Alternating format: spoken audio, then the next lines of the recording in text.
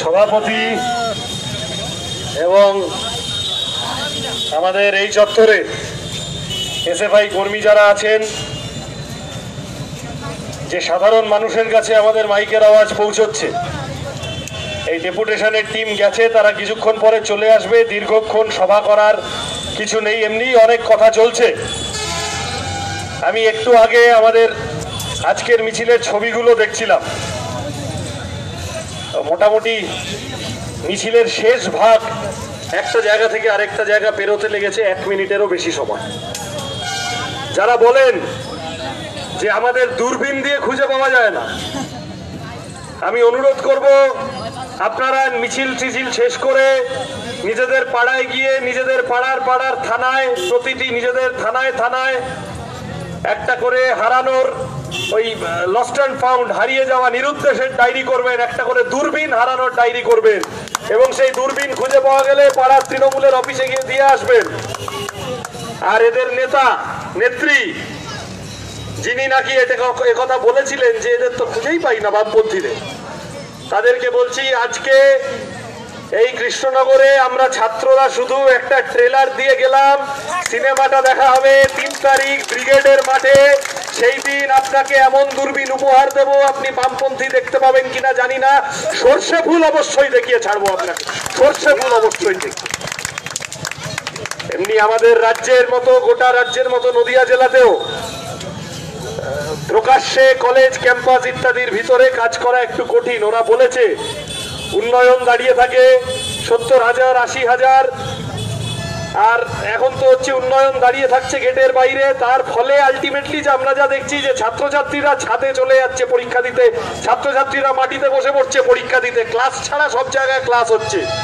যা পরিকাঠামোর অবস্থা, তার মধ্যে ফি, স্কুল কলেজে যে ফি বাড়ছে, সেই যা ফি নেওয়ার কথা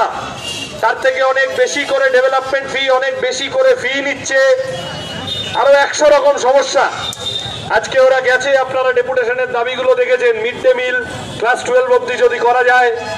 যদি বাস ভাড়া কিছুটা কমানো যায় ছাত্রদের, ক্যাম্পাসগুলোয় গণতন্ত্র ফেরত আনা ইত্যাদি বিভিন্ন ছাত্রদের দাবি দাওয়া নিয়ে আজকে ডেপুটেশন হয়েছে। আমি শুধু বলতে চাই, আমি অনেক কথায় যাব না, আমি শুধু বলতে চাই যে যারা ভেবেছিলেন যে দেশে 80% মানুষ দুবেলা পেট পুরে ডাল ভাত খেতে পায় না, সেই দেশে কে গরু খাবে আর কে শুয়োর খাবে তার উপরে দাঁড়িয়ে আমাদের মধ্যে মারপিট লাগিয়ে দেবেন। যারা ভেবেছিলেন আমাদের এত কষ্টের মধ্যে দাঁড়িয়েও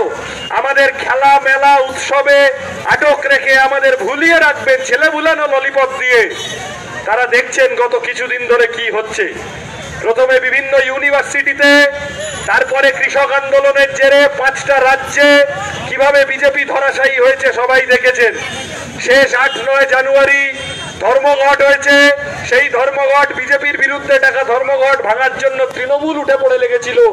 সেই ধর্মঘটের দিন স্কুল কলেজের গেটে ছাত্ররা দাঁড়িয়ে পড়েছে, যুবকরা পাড়ার মোড়ে,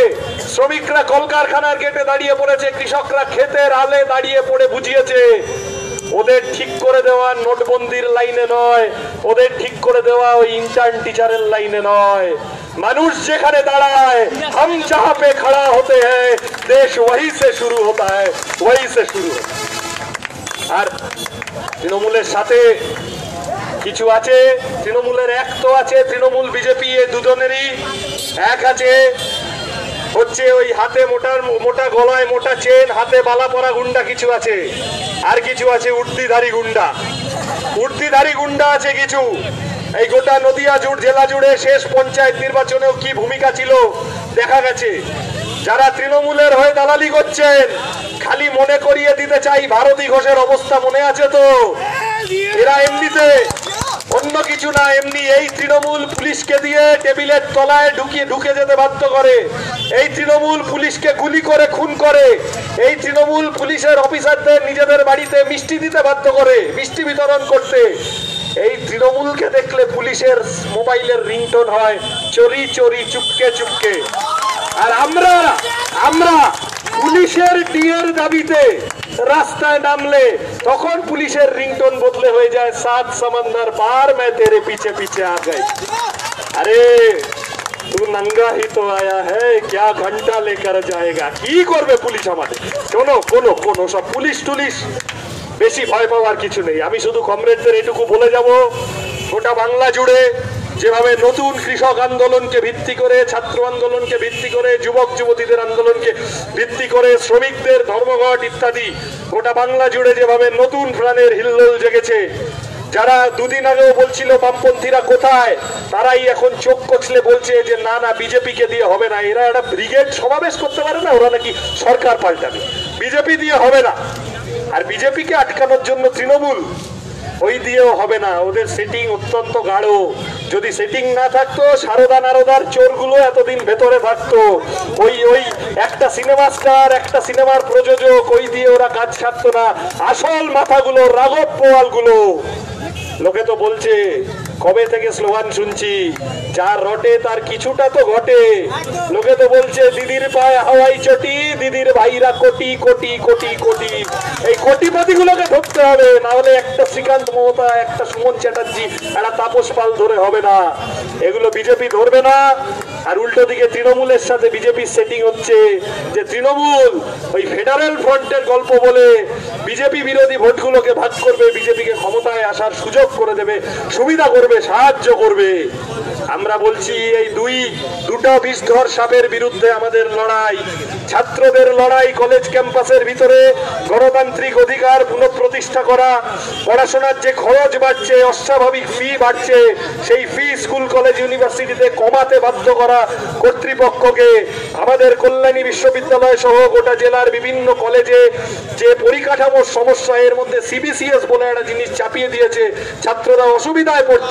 অসুবিধায় পড়ছে সেই ফ্যাকাল্টি নেই ডিপার্টমেন্ট নেই সেই সংখ্যক শিক্ষক নেই কিচ্ছু নেই এদিকে সমস্যায় ফেলছে বিভিন্নভাবে ছাত্রদের এগুলোর বিরুদ্ধে লড়াই আমি শুধু আপনাদের অনুরোধ করব আজকে ডেপুটেশন আজকে যে বিশাল ঐতিহাসিক মিছিল হয়েছে কৃষ্ণনগরে তার জন্য সবাইকে লাল সেলাম এই লড়াই যেন এখানেই শেষ না হয়ে যায় নদিয়ার প্রতিটি অঞ্চলে প্রতিটি মহকুমায় প্রতিটি ব্লকে প্রতিটি পাড়ায় এইরকম বড় বড় মিছিল করতে হবে মিটিং করতে হবে ছাত্রদের কাছে গিয়ে বোঝাতে হবে যে আমরাই আসলে আমাদের সাথেই ছাত্রদের অসুবিধাগুলো নিরসন হতে পারে তার জন্য যতদূর যেতে হয় যেতে হবে আমি সাধারণ মানুষকে আবেদন জানাবো ওরা চাইছে জাতের নামে ভোট করতে আসুন আমরা ভাতের এজেন্ডার উপরে দাঁড়িয়ে ভোট করি আসুন আমরা আগামী যে সমাবেশ ব্রিগেডের সেখান থেকে যত দিন না পর্যন্ত লোকসভা নির্বাচন হচ্ছে আমরা লড়াইকে এগিয়ে নিয়ে যাই একটা গণতান্ত্রিক ধর্মনিরপেক্ষ ভারতবর্ষ গড়ার লক্ষ্যে সবাই মিলে আসুন একসাথে লড়তে হবে তৃণমূল হটাও বিজেপি তাড়াও এই স্লোগানকে সামনে রেখে আমাদের সবার লড়া আপনাকেও সামিল হতে আহ্বান জানিয়ে আমার কথা শেষ করছি ইনকলাব জিন্দাবাদ এসএফআই জিন্দাবাদ